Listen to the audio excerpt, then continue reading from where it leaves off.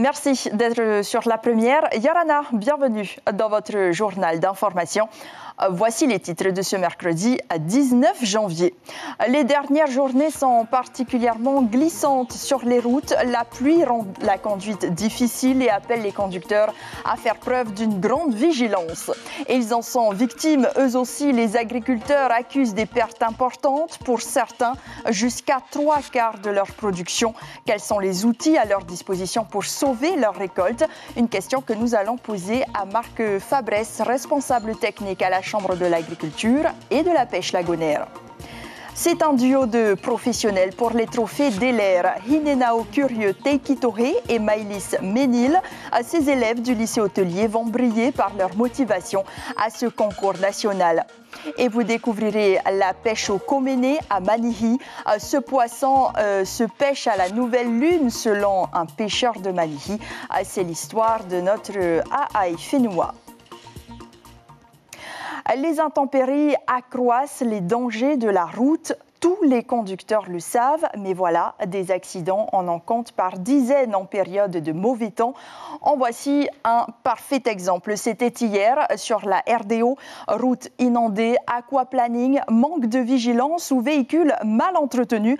Les facteurs sont nombreux, mais une chose est sûre, les accidents peuvent être évités. Kaline Liénard, Patrick Sing-Sing. Quand est-ce que tu changes tes pneus, toi? Une fois que c'est lisse les pneus. Un souci d'économie qui peut vous coûter la vie par temps de pluie.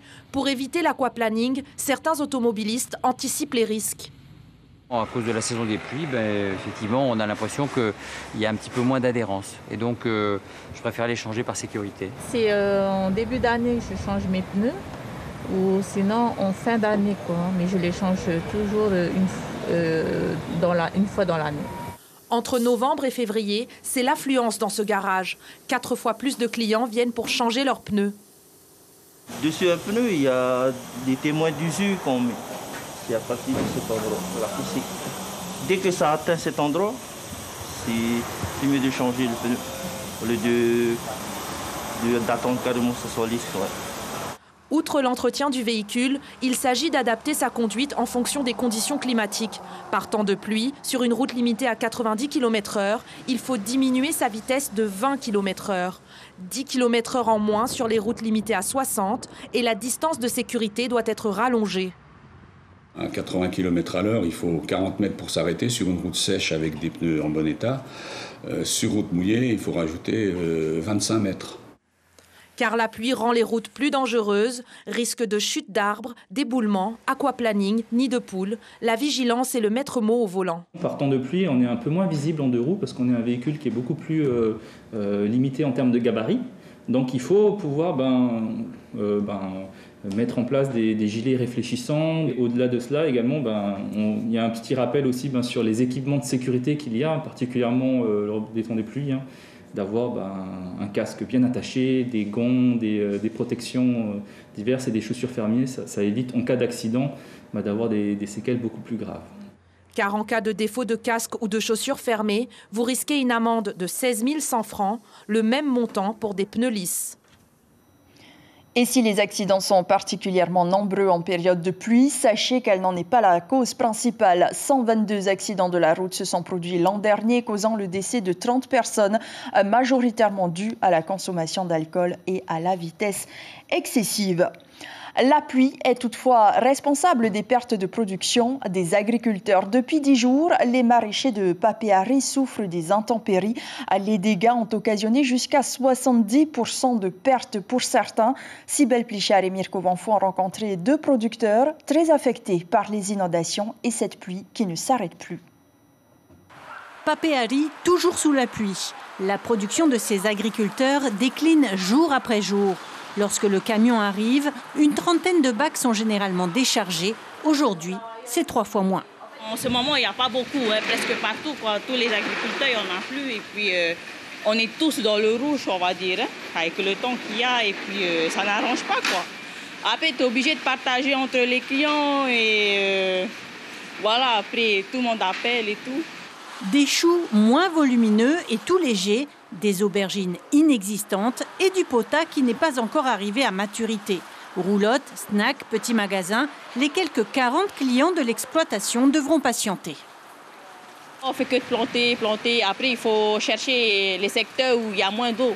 C'est plutôt ça, chercher les secteurs où il y a moins d'eau. Et du coup, on est obligé de planter sur le plateau, quoi. Mais sinon, tout le secteur du bas, c'est pas la peine. Ça va inonder avec l'eau. Un peu plus loin, la rivière Tite-Aviri s'est calmée. Mais les plantations sont désespérément humides. Il faut tout couper. Ben là, on voit bien que ça commence à être attaqué, là. Ça commence par les jaunissements. Après, petit à petit, ça pourrit. Là, l'eau entre à l'intérieur et après, ça commence à pourrir petit à petit et ça attaque sur les fruits. 3 mois pour les tomates, 2 mois pour les concombres ou les courgettes. Il faudra du temps pour se refaire, car pour l'instant, les pertes sont énormes. C'est la totalité avec les 14 hectares plus les 2 hectares, là, ça revient à 70% de pertes. Ouais, quand même. Ouais. Parce qu'il y a des pourritures sur les légumes et du coup, on a plus de pertes en légumes. Non seulement c'est sur les fruits, mais aussi sur les pieds. On voit bien que voilà, ils commencent à crever, quoi. Heureusement, quelques pieds de noni sur une autre parcelle permettent à cet agriculteur de s'en sortir sans licencier son unique salarié.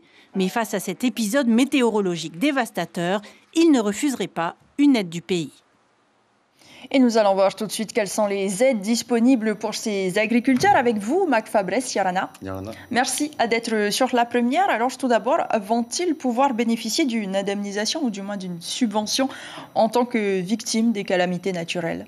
Alors aujourd'hui, il n'y a pas de dispositif de subvention pour les victimes de calamités naturelles. En fait, la période qui se passe en ce moment, qui est le mois de janvier et qui dure jusqu'au mois de mars-avril, est une période classique en fait. Donc c'est pas une calamité inhabituelle. À chaque période de la saison chaude, on engendre des pertes de récoltes qui sont régulières pendant cette période-là, notamment dans le secteur du maraîchage, qui sont les légumes, et notamment pour ceux qui sont en plein champ.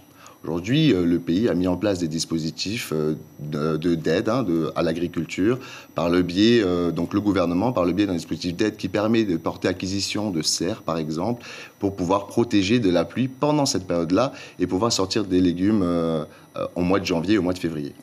Une autre forme d'aide, mais toutefois, le Conseil des ministres a déclaré l'état de calamité naturelle pour la période du 13 au 14 janvier. À ce moment-là, il y aura des démarches à effectuer, bien sûr. Et est-ce qu'à partir de ce moment, les agriculteurs peuvent bénéficier d'une subvention ?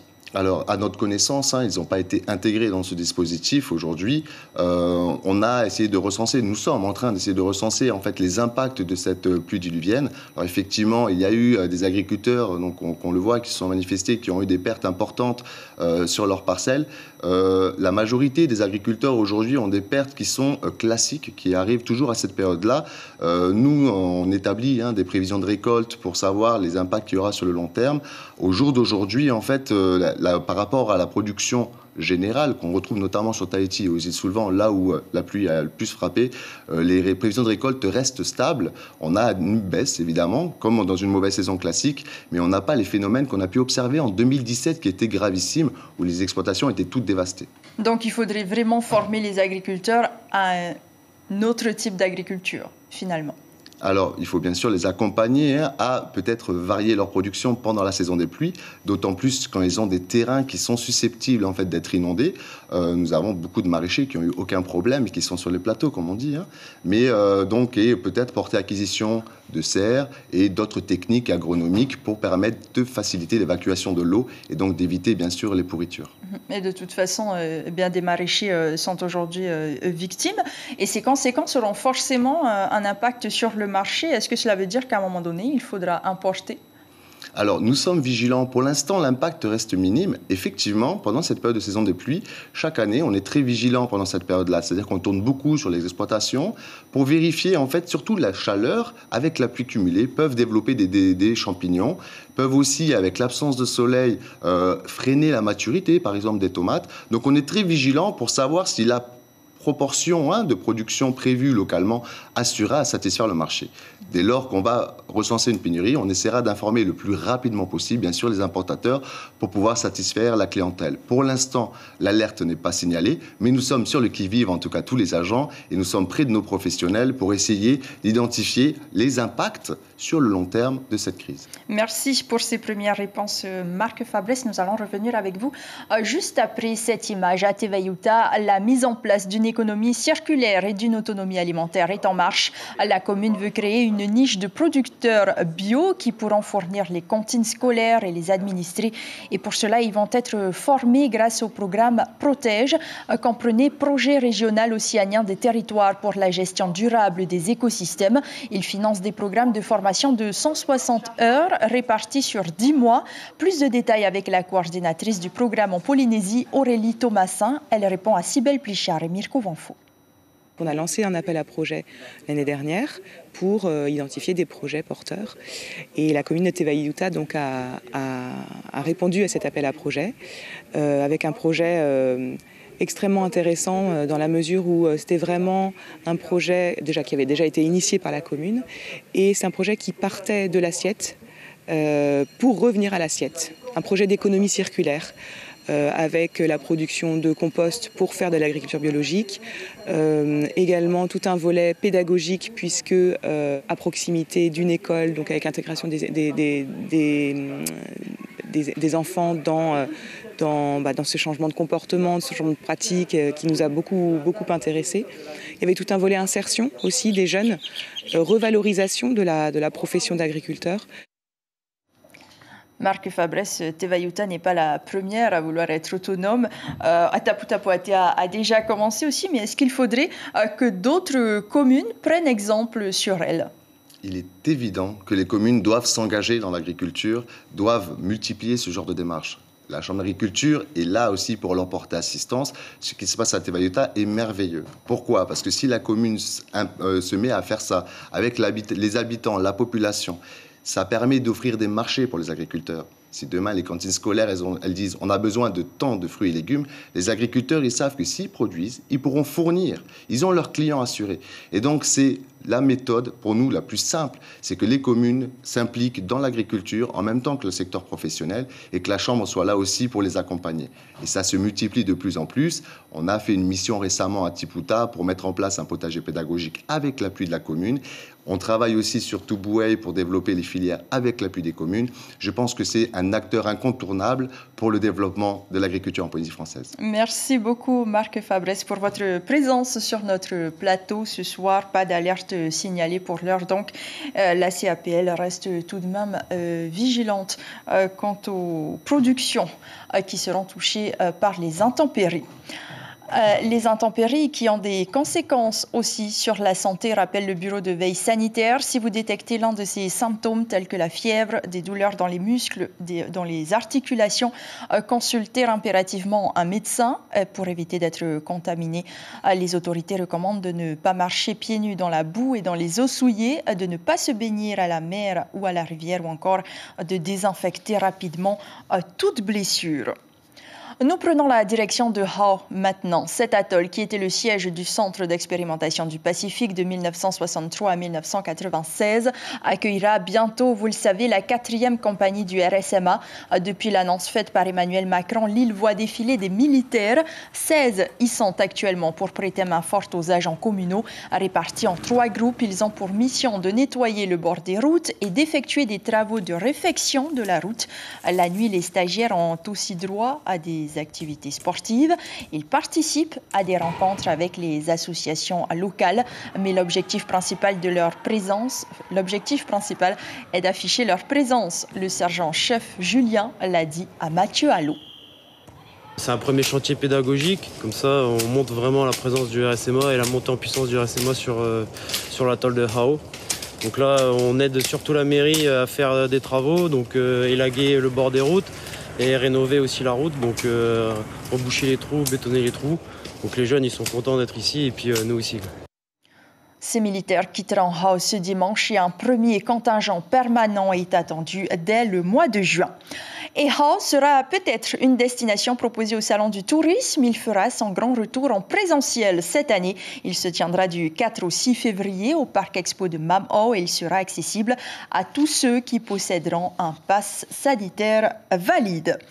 Top départ pour le Trophée des Sports 2022. 12 athlètes sont sélectionnés pour cette 8e édition. Selon le niveau de performance et surtout leur exploit réalisé l'an dernier au niveau international, régional puis local, qui succédera à Touareg Heri, Mihimana Braille et Vahine Fierro. La décision du jury sera connue le 16 février en direct sur la première. Et justement, il est composé de 7 journalistes contre 5 l'an dernier pour permettre un meilleur tri des sportifs. Les précisions de Simone Forges d'Avanzati, l'organisateur de l'événement, au micro de Patrick Sing-Sing. Oui, on a un bon cru, on a des champions de France, on a des sportifs qui ont participé aux Jeux Olympiques. La sélection n'a vraiment rien à envier aux années précédentes malgré l'annulation de certaines compétitions. Tu peux parler un peu plus de la sélection justement? Comment ça s'est fait? Eh bien, la sélection, en fait, on est passé de 5 journalistes à 7 journalistes. Et donc ça, c'est vraiment un plus parce qu'on a pu vraiment affiner et ratisser plus large au niveau de la sélection parce que c'est jamais évident avec 40 fédérations sportives de n'oublier personne. Et je pense qu'on a vraiment fait un bon travail. Et voilà, je remercie les membres du jury. Quant à l'athlète de l'année, il sera choisi par le public. Pour cela, il faudra voter par SMS jusqu'au 13 février. Elle s'appelle Hinenao Curieux Teikitohe et Maïlis Ménil, seul binôme originaire d'Outre-mer. Elles sont sélectionnées pour la 5e édition du concours Trophée Deller qui met en scène l'ensemble des savoir-faire des arts de la table et du service à la française. Cette année, les élèves du lycée hôtelier de Tahiti ont brillé par leur motivation. On voit cela avec Caroline Fari. On va poursuivre la dégustation donc, avec le bleu d'Auvergne.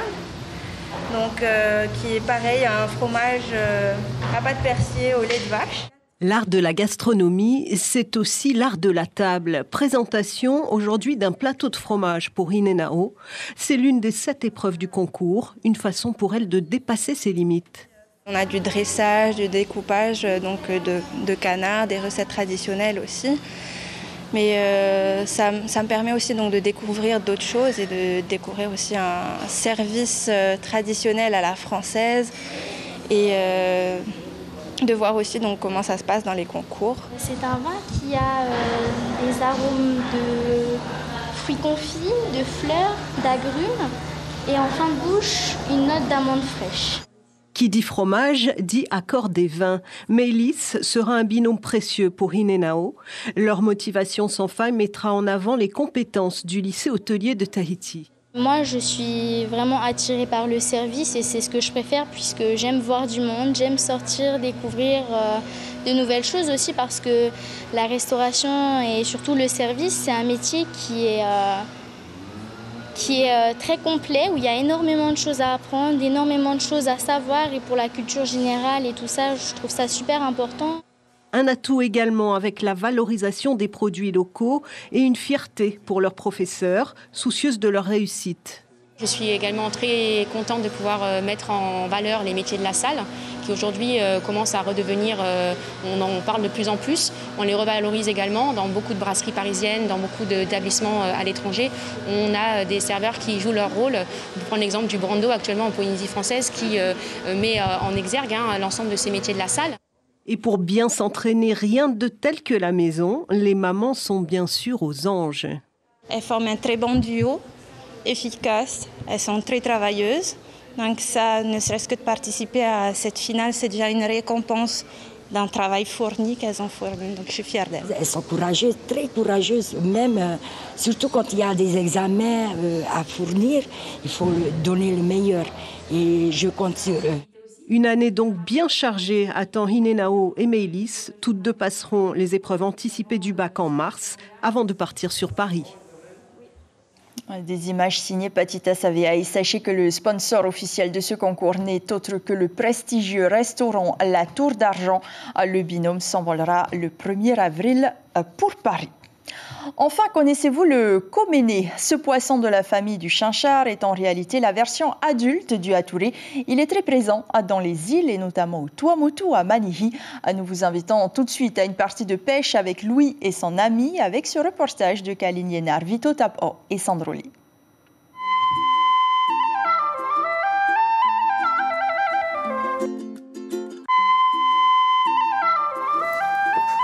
Deux experts de la pêche à Manihi, direction La Passe. Ce soir, les lignes vont descendre à 200 voire 300 mètres de profondeur pour ramener des mérous, des rougets, des carangues noires et surtout du koméné. Nous allons faire une bonne pêche, car c'est la nouvelle lune et il fait tout noir. Effectivement, ce soir, la pêche est bonne. À peine arrivé à La Passe, ils croisent un autre bateau revenant de Ahé avec les glacières pleines.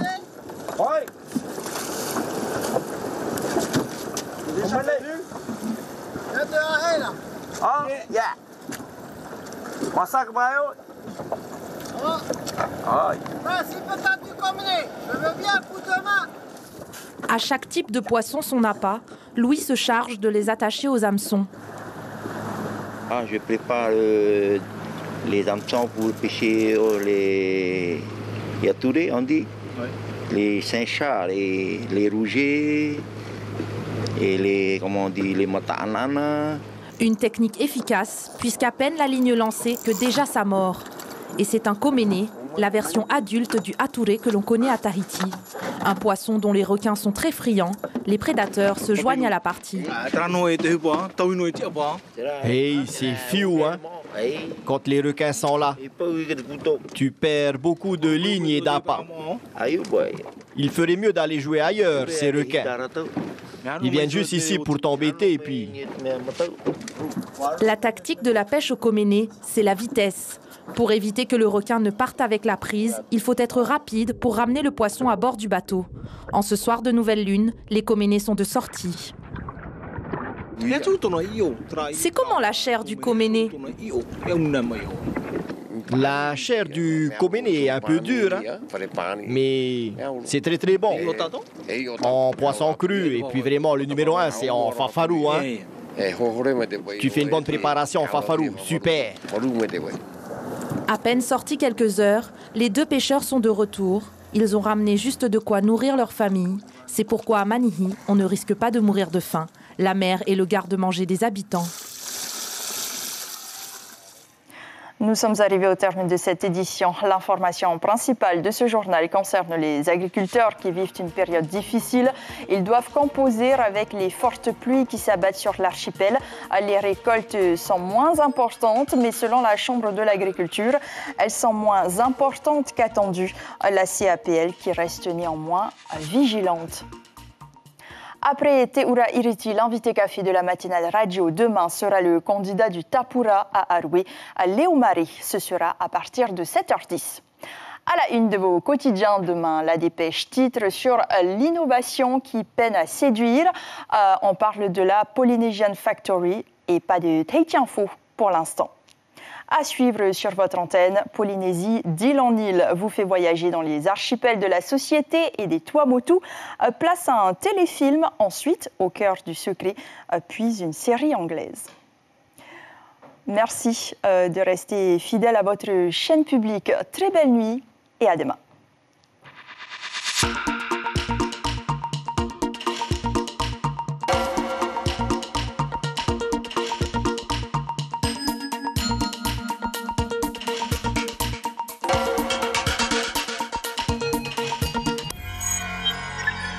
Retrouvez ce programme en replay sur notre site internet.